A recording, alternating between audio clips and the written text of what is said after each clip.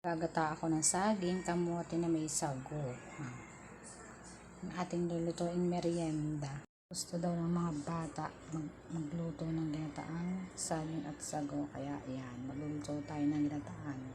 Saging, sago, at kamote. Natin ang kamote hanggang siya lumambot. Dire, luto. Natin dyan ang sago at saka ang kamote. Kasi ang sago matagal maluto Ayan, para sabay sila. Pag luto yung kamote, luto na rin yung sago. Kahit pino yung sago, matagal yung maluto. Kaya isinabay ko na rin ang sagong pino. Yan, palalambutin na natin yun. Tapos saka natin lagay yung iba pang kasama. Yan, lagay na rin natin ang saging. Yan guys, nilagay na rin natin ang saging. Para sila maghalo-halo na rin. Yung ibig sabihin ko para pag magsasabay-sabay ng luto, hindi overcook yung ibang kamote, yung sago, yan. Kaya kailangan isunod na rin natin ang saging. Yan.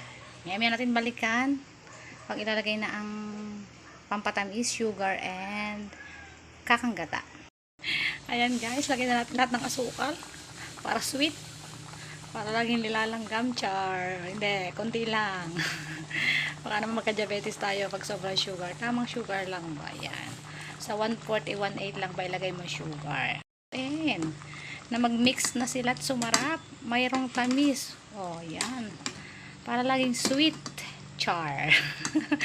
Yan, ayan. Sige, hinalo-halo. And then, maya-maya balikan natin pagluto ng lahat. And then, kakain na tayo.